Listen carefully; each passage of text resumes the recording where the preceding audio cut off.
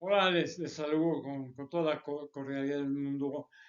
Miren, vamos a iniciar este capítulo 19 con una reflexión muy importante. O sea, ¿quién puede en su momento considerarse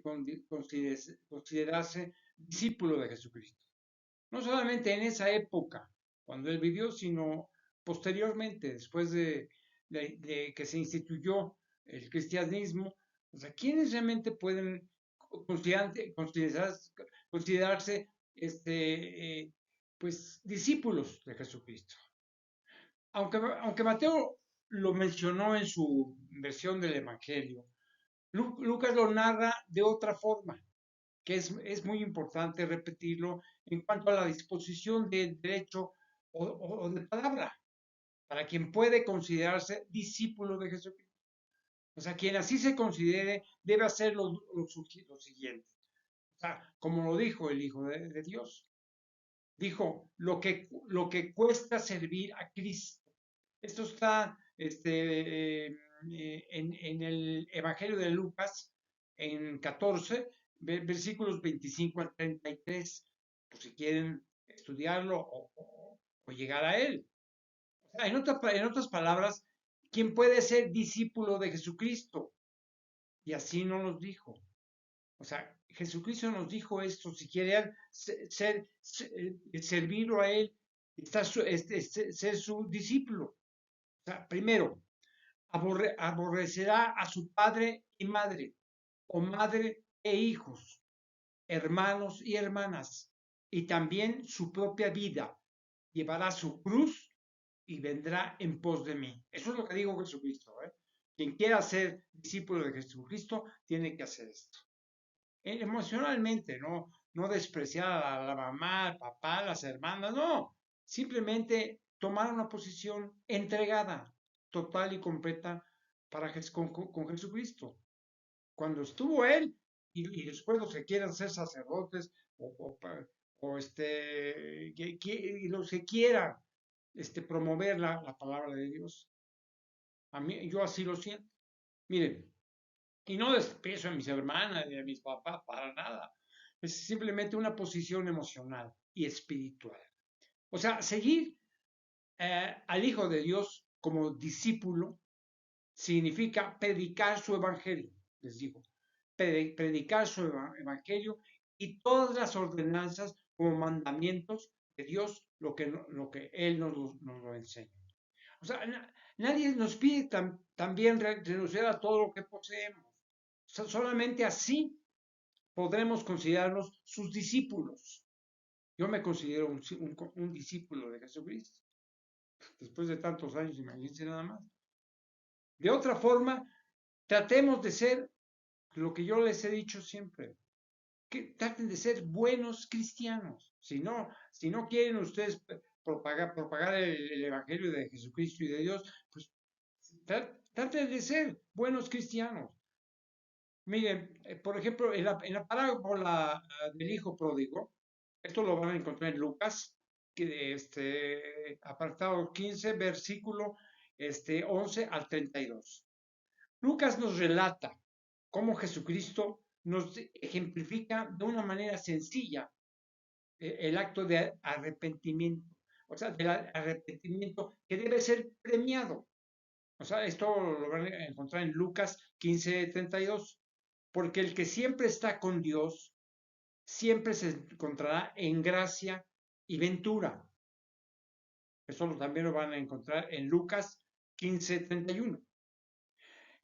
Bueno, nunca, o sea, por ejemplo, Lucas narra la historia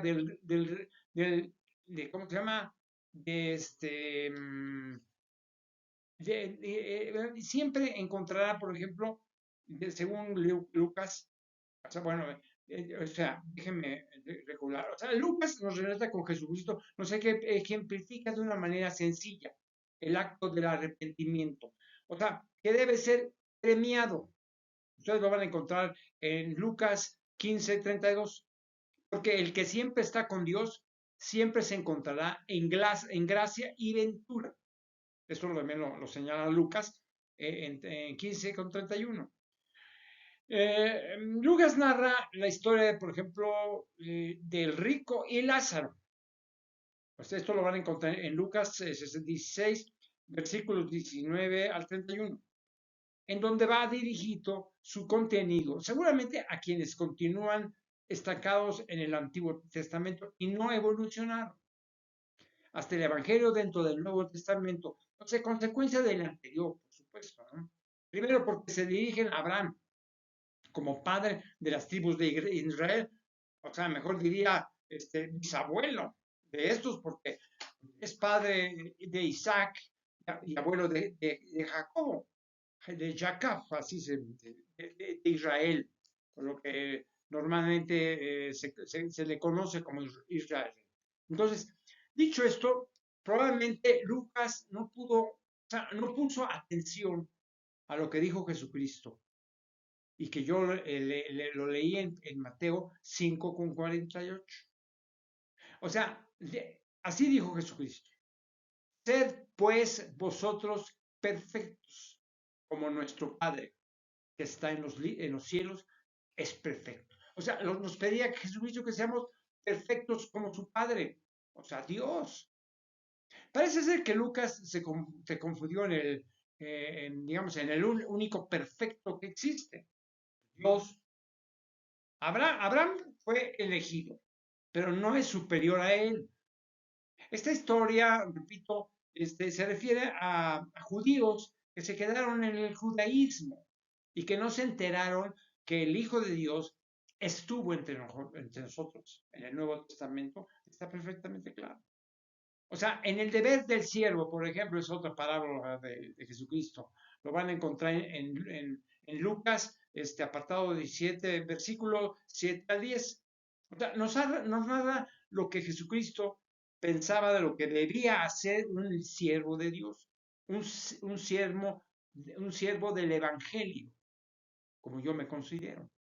Un siervo, discípulo o apóstol de Jesucristo. Y lo resume en pocas palabras el Hijo de Dios.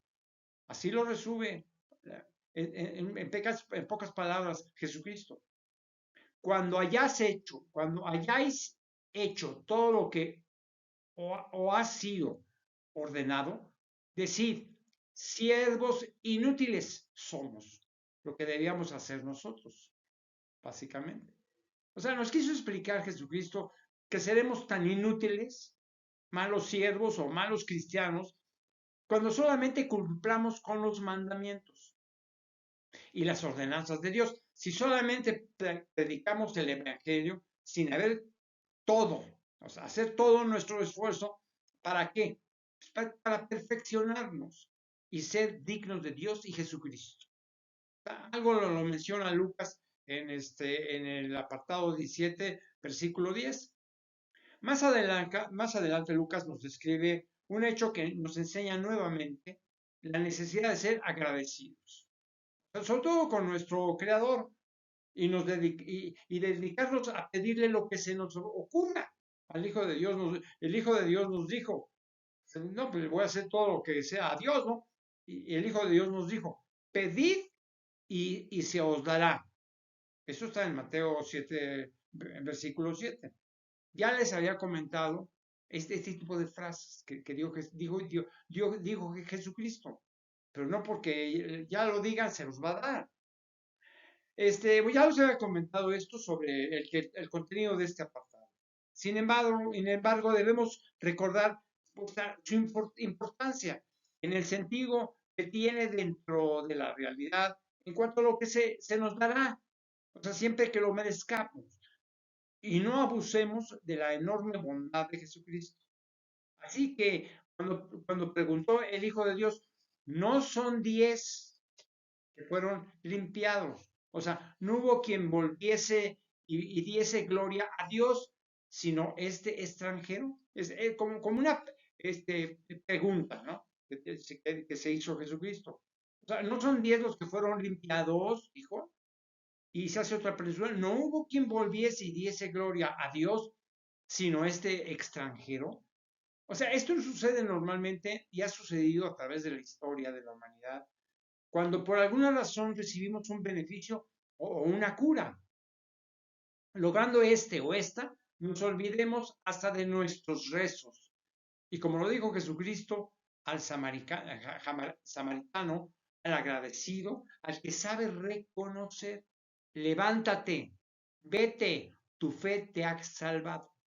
Esto también lo menciona Lucas, igual que Mateo, en el 17, versículo 19. Pareciera que el mundo cristiano en muchas ocasiones, o sea, tiene fe, o sea, fe en Dios y en la historia cristiana, en un evangelio aparente, o sea, como si estuviésemos hecha de papel tan delgado que se rompe con frecuencia, o sea, escrita con una tinta que se borra con facilidad. O sea, Lucas nos relata también cuando el Hijo de Dios no pedía solamente que por el camino de la oración se podía conservar la fe. Esto lo van a encontrar en Lucas 18, 8, 18 al 8. Por el camino de la oración se podría conservar la fe, como les digo. Orar sin cansarse. Pedía justicia no solamente para el que la necesite, sino para el que lo solicita. Si Dios es justo, o sea, si Dios es justo, ¿por qué nosotros no? Y preocupado Jesucristo se preguntaba a sí mismo, cómo están las cosas? O sea, hablo del año 2024. Difícil se ve la espiritualidad en el mundo a pesar de la gran tarea en el papado del sucesor de San Pedro, por ejemplo, Francisco, recordando a Juan Pablo II, que muere en el 2005. Imagínense, después de 26 años o más de 26 años de inmenso peregrinaje y difusión del Evangelio. O sea, en la palabra del fariseo y el republicano, o sea, Lucas menciona en el 18, versículos 9 al 14, Lucas hace referencia de una explicación que nos da Jesucristo. Nuevamente, sobre quien habla, sabe lo que hace o da, o demuestra sentirse superior a los demás porque cumple una obligación de su ser, de ser buen cristiano. Por ejemplo, como obligación, o sea, por ejemplo, como en el caso de los convidados a las bodas que les comenté algún día, esto lo van a encontrar en Lucas 14, versículos 7 al 14. En este apartado algo que sobresale es que el publicano se golpeaba el pecho diciendo, Dios es propicio a mi pecador. Eso es muy común, ¿eh? Esto fue Lucas, o sea, en 18:3. Es la primera referencia que tengo respecto a los antecedentes acostumbrados, o sea, los golpes al pecho. Seguramente es una forma de humillarse, por ejemplo, ¿no? Para ser enaltecido. No. Aunque lo más importante creo sigue siendo el acto de arrepentimiento, con el bautismo correspondiente. Ya les había yo dicho esto. Lucas en su narración de Judas, perdón, de Jesús y Saqueo, o sea, Lucas está en 19 versículos 1 al 10, nos explica la validez que tiene el escoger la riqueza más útil, que finalmente es la de Dios, cuando Saqueo comparte los recursos que tenía y es premiado con la riqueza adelantada de elegir el reino de los cielos. O sea, esto también lo van a encontrar en Mateo 6, versículos 19 al 21. Y también donde en Mateo 6, versículo 24. El Hijo de Dios le dijo a Saqueo, hoy ha venido la salvación a esta casa, por cuanto también es hijo de Abraham. Solamente quiero mencionar que Lucas insiste en llamar a la creación de Dios como hijos de otro padre. Equivocado. Sabiendo que el único padre creador es el propio Dios, en el sentido estricto de la palabra. Finaliza este apartado Lucas con una frase que probablemente Jesucristo comentó nuevamente. Dice, porque el Hijo del Hombre vino a buscar y a salvar lo que se había perdido. Muy bien. Esto lo van a encontrar en Mateo 18, versículo 11. Miren, hago referencia de esto por el hecho de que la credibilidad, por un lado, sobre lo que nos dice el apóstol Mateo, quien estuvo a su lado, y lo que nos dice Lucas, que no siendo ni apóstol ni seguidor, todo lo que nos establece es producto de su investigación. De preguntarle a María, a José, a la gente, a muchos seguidores, todo lo que sucedió, lo que dijo Jesucristo. Luego él llegó a conclusiones. O sea, todos sabemos, como ya lo he señalado, que la comunicación entre los seres humanos y entre las naciones con diferentes lenguas y dialectos se modifica de alguna manera. O sea, al transmitir un mensaje. O sea, agregándole y, no sé, inventándole palabras o simplemente orientándolo con un sentido diferente del emisor original. O sea, digamos así, de lo que dijo el Hijo de Dios en su momento. O sea, seguramente pudo interpretar, hacer una interpretación mala. O sea, otra palabra que Lucas menciona es la de las 10 minas. O sea, son cosas que dijo Jesucristo. Esto lo van a encontrar en Lucas 19, versículos 11 al 27, que tiene el mismo sentido y orientación que la de los talentos. Es lo mismo.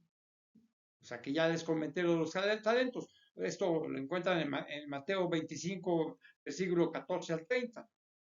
Sobre todo para la conclusión de la que se llega, o sea, que viene siendo la misma. O sea, en Mateo también. Se llega al infierno, el horno de fuego. Y en Lucas, lo menciona Lucas, cae decapitado con el reclamo similar, por ejemplo, ¿no? Ciegas lo que no sembraste. Ya se los he comentado también. Lucas, digamos, hace referencia sobre la grandeza del servicio. O sea, Lucas lo van a encontrar en 22, con 24 al 30, mencionándonos cuando Jesucristo les hablaba a sus apóstoles en la cena de Pascua. Ya se los mencioné. Porque decía el Hijo de Dios, ¿cuál es el mayor? ¿El que se sienta a la mesa o el que sirve? Es lo que dijo Jesucristo. Así nos muestra que la diferencia entre la humildad y la soberbia se encontraba en la humildad del servicio. Ser humildes para servir a los demás. O sea, imaginemos a Jesucristo, imagínense sirviéndole a sus apóstoles. No para señalarlos como soberbios, sino para enseñarles que siendo su maestro, era el más sencillo de todos. Eso también lo menciona Lucas 22 y versículo 27, su evangelio. Con la potestad y el poder de Dios a través de su Hijo Jesucristo. O sea, les asignaba un reino a cada uno, dentro de sí mismos, dentro de sí mismos. Pero además tenían que ganárselo porque él ya tenía el suyo. O sea, esto también lo mencionó Lucas en el 22, versículo 29. Se lo ganó demostrando cómo debemos ser. O sea, se lo ganó demostrando cómo debemos ser. O sea, como cristiano y como científico que soy, existen momentos en lo que yo puedo dudar de lo que nos llega de información de tanto tiempo pasado. O sea, no en todo, pero sí en algunas partes de la narración de la Sagrada Biblia. Y como no pretendo engañar a nadie, de lo que leo y reflexiono, y mucho menos engañarme a mí mismo, aún y a pesar del intenso y sincero amor y fe que tengo en Dios y en Jesucristo. Así que en el apartado donde Lucas nos muestra lo que el Hijo de Dios dijo, bolsa, alforja y espada. Esto lo van a encontrar en Lucas 22, versículos 35 al 38. No pudo contradecirse de lo que ya había dispuesto Jesucristo para sus apóstoles, sobre todo en cuanto a la espada, que tiene un significado de violencia, y por lo tanto de falta de amor, o será que, pues, digo, pues estaba probando en algún momento cuando ellos le mostraron dos espadas, no sé, es lo que dice Lucas en su evangelio, en el 22, versículo 38. Y me pregunto, ¿por qué Mateo o Juan, que se encontraban a su lado, no mencionaron nada al respecto? Sobre todo en la descripción tan clara de Mateo, coincidiendo con Marcos, acerca, por ejemplo, de la visión de los apóstoles y en los futuros sacerdotes, que es muy importante, y sobre todo pastores de la espiritualidad. O sea, por desgracia, puede ser que en este punto, sobre todo en donde se dice, el que tiene bolsa, tómela, y también la forja. Esto también lo van a encontrar en Lucas 22, versículo 36. Se preste para que algunas agrupaciones cristianas o inclusive sacerdotes, pocos convencidos de su apostolado, no entiendan que con la palabra de Dios no se comercia, ni se generan riquezas personales o de grupo. Más adelante Lucas nos narra un hecho interesante que nadie más nos hizo saber de los otros, de los demás documentos. Esto lo van a encontrar en Lucas 23, versículos 6 al 12. Es un acto curioso sobre la actitud de Herodes al conocer a Jesucristo. O sea, Herodes conoció a Jesucristo.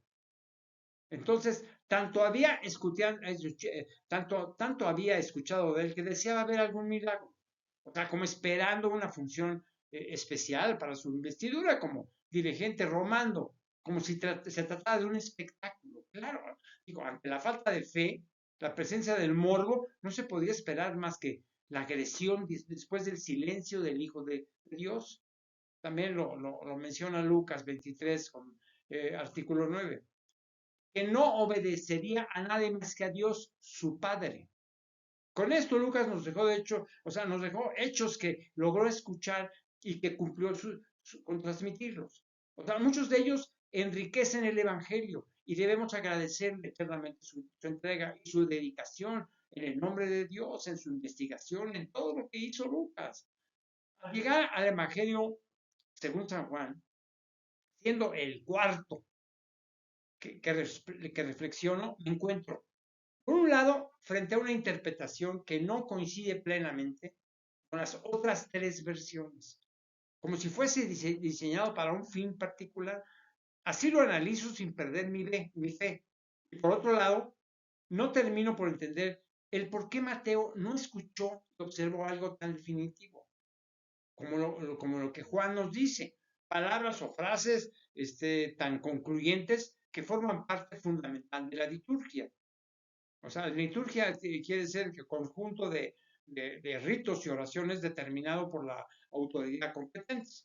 O sea, que constituye el centro divino de una comunidad religiosa. Como lo siguiente, o sea, esta es la frase, Cordero de Dios que quite el pecado del mundo. Fue Juan el que lo estableció en su evangelio, apartado 1 y 29. ¿Por qué lo dijo? Juan lo dijo. O también, por ejemplo, la expresión de el verbo hecho mundo. Eso es también Juan, el 1 al 14, versículo 14. Igualmente, el verbo encarnado. Entonces, y antes de llegar a conclusiones, vamos a acompañar a Juan en su relato del Evangelio, para que tratemos de entender por qué lo dijo Juan, o alguien lo hizo por él, o le inventó frases que Jesucristo no dijo, jamás. Debo aceptar, por ejemplo, que leí, no reflexioné profundamente hasta este momento, cuando yo terminé mi libro, el contenido de su narración de Juan.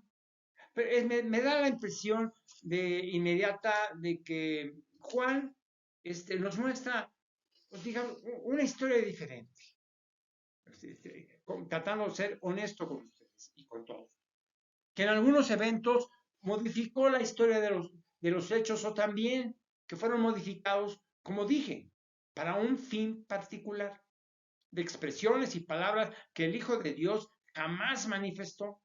Repito, son tres testimonios, Mateo, Marcos y Lucas, en controversia en contra de lo que hizo, lo que dijo Juan como apóstol de Jesucristo.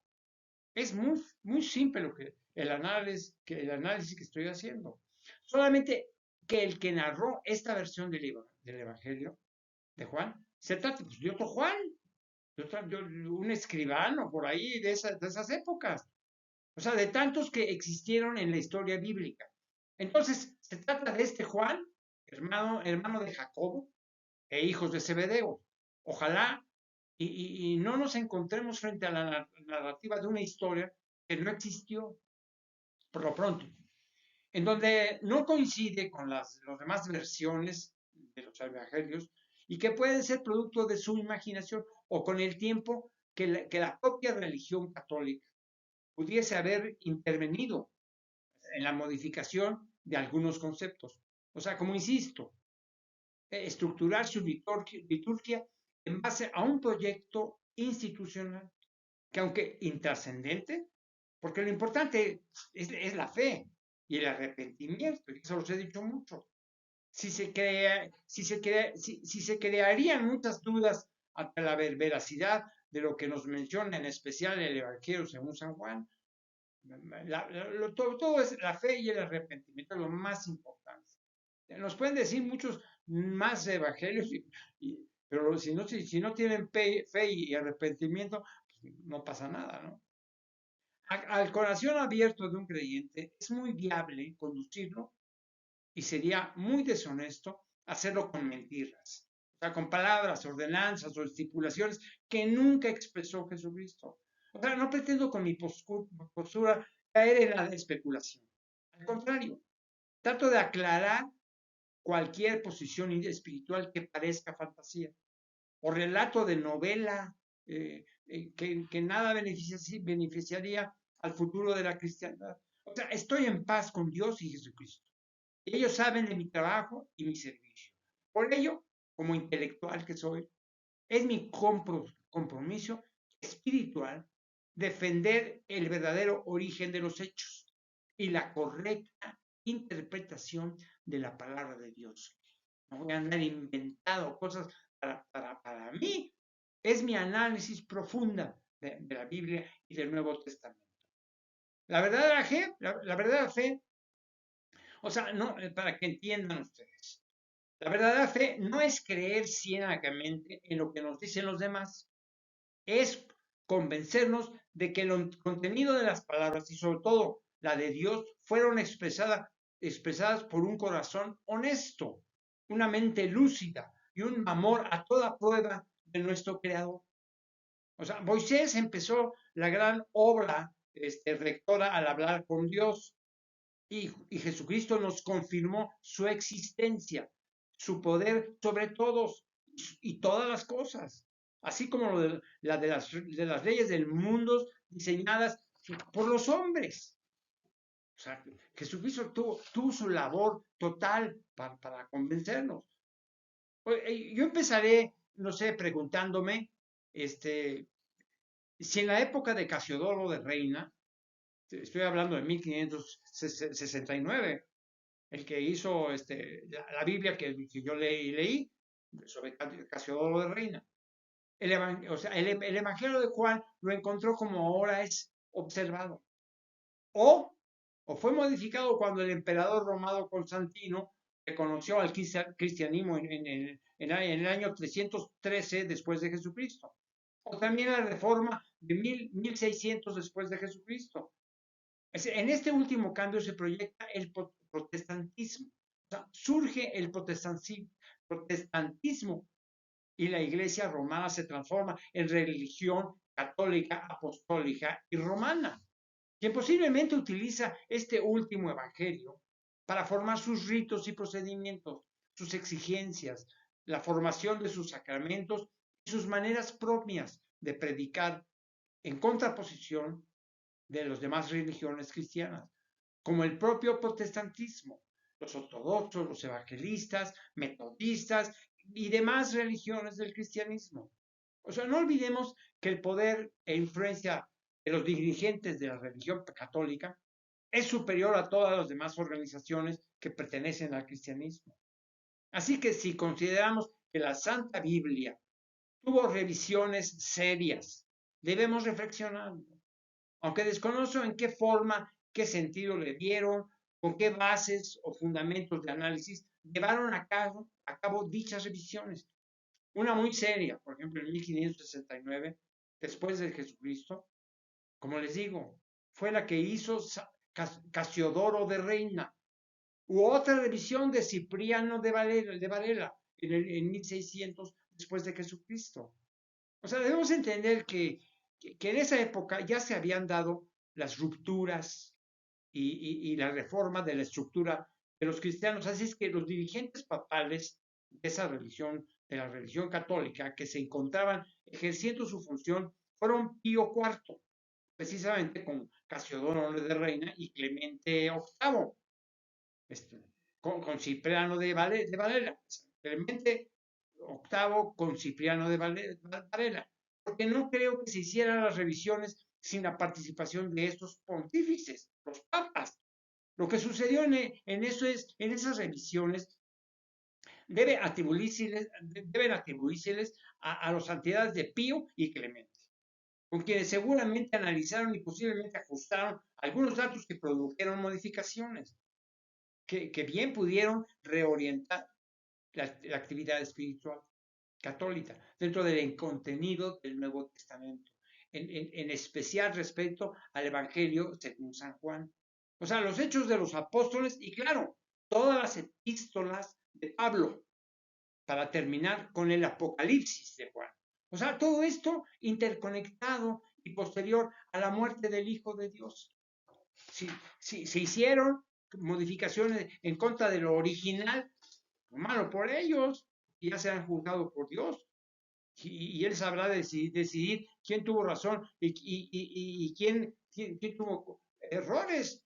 O sea, quiero proponer que se basaron en documentos antiguos que descubrieron como testimonios de acontecimientos o narraciones en hebreo o en arameo, que mostraban declaraciones o experiencias de los grupos cristianos en la época de los apóstoles, cuando esos aún vivían, de la actividad de Pablo, sobre todo, y principalmente del destino final de Juan, al que se le hace una gran consideración.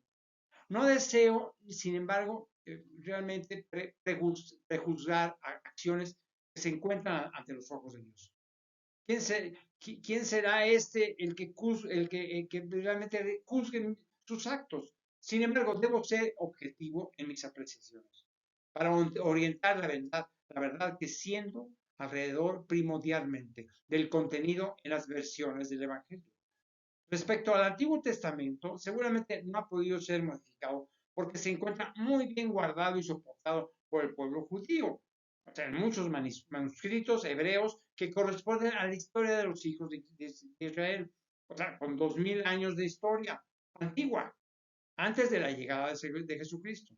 Ahora bien, no descartemos la posibilidad de que se hubiesen encontrado documentos veraces de los principios del cristianismo, que obligaron a los revisores a modificar, no sé, algunos conceptos, sobre todo dentro del Evangelio, sobre todo el Evangelio según San Juan.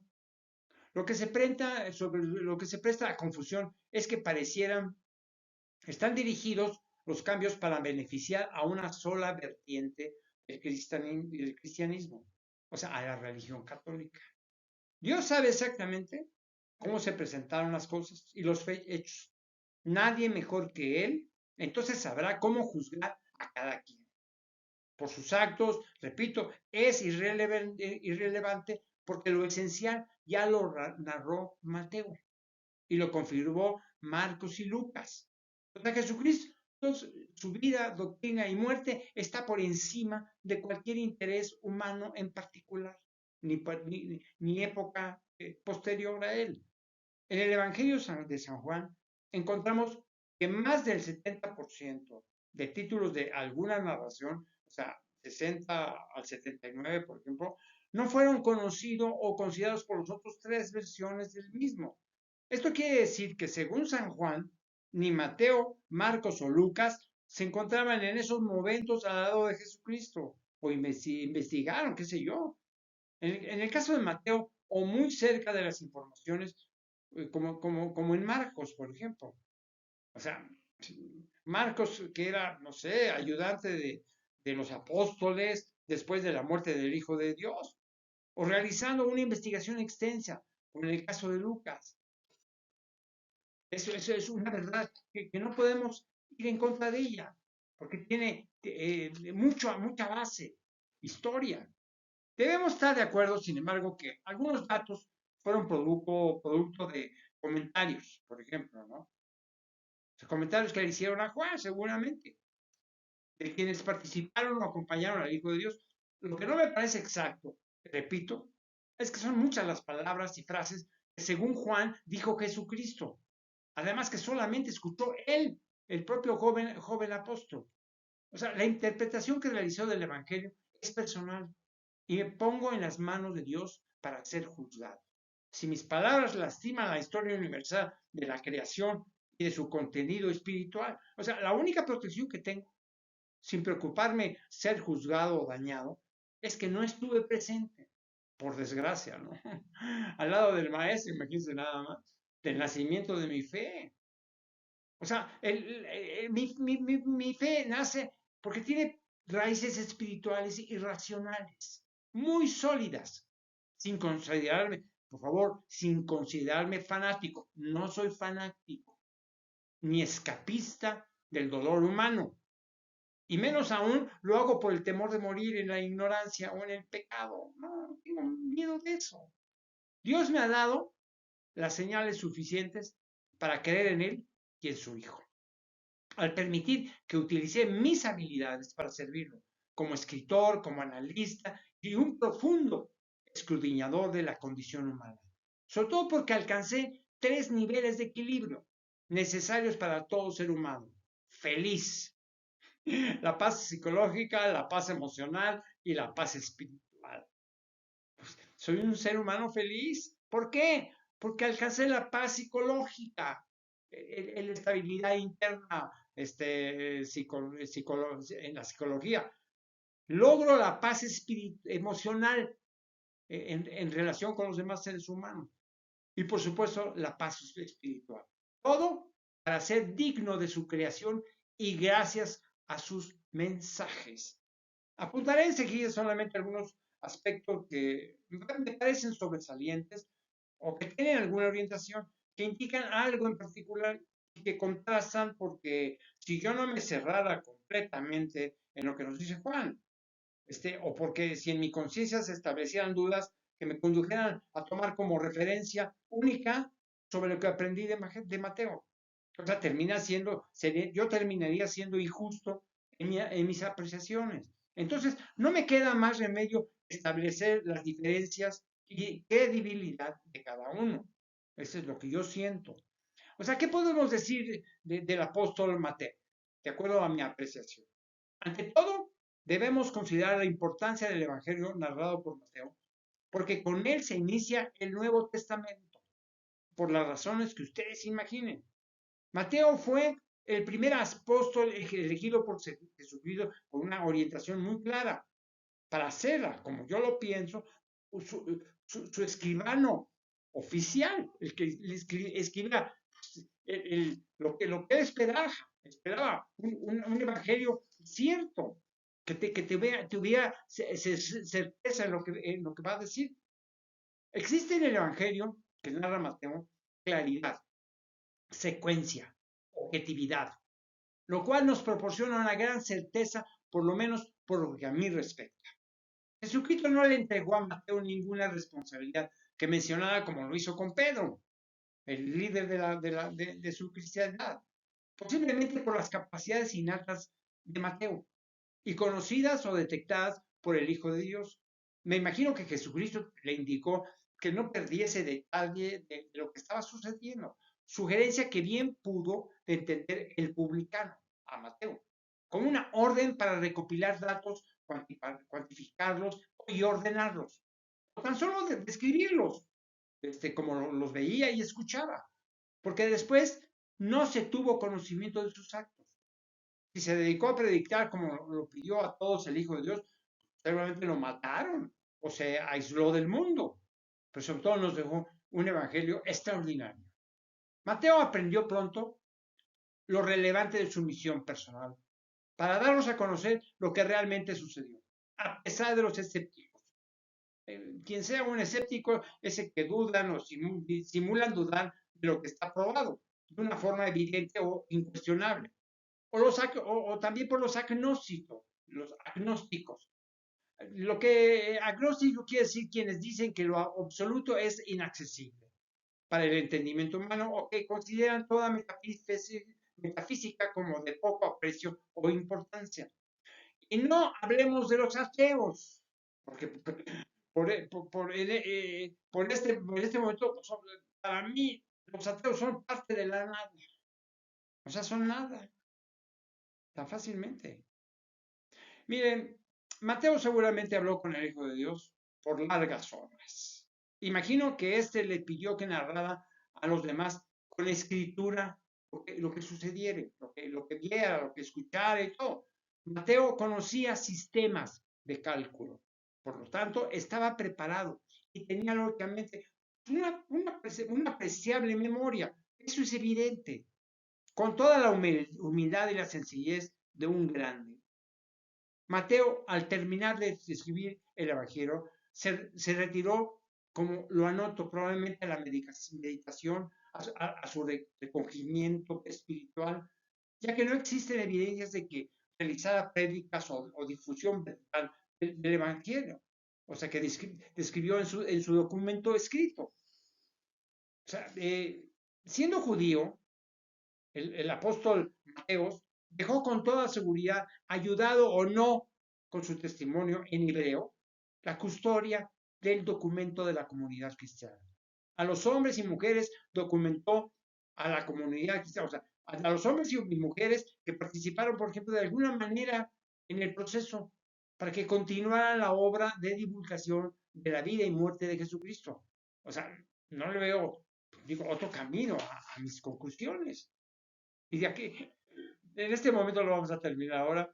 Les agradezco mucho el haber atendido mis palabras, que como una copia de alguna manera de mi libro, el libro del Mensajero Supremo de Dios, que yo se los doy a ustedes con toda honestidad y con toda emoción y con una fe profunda en Dios y en su Hijo Jesucristo.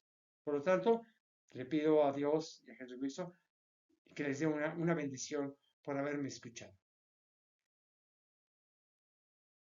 Que estén muy bien todos ustedes.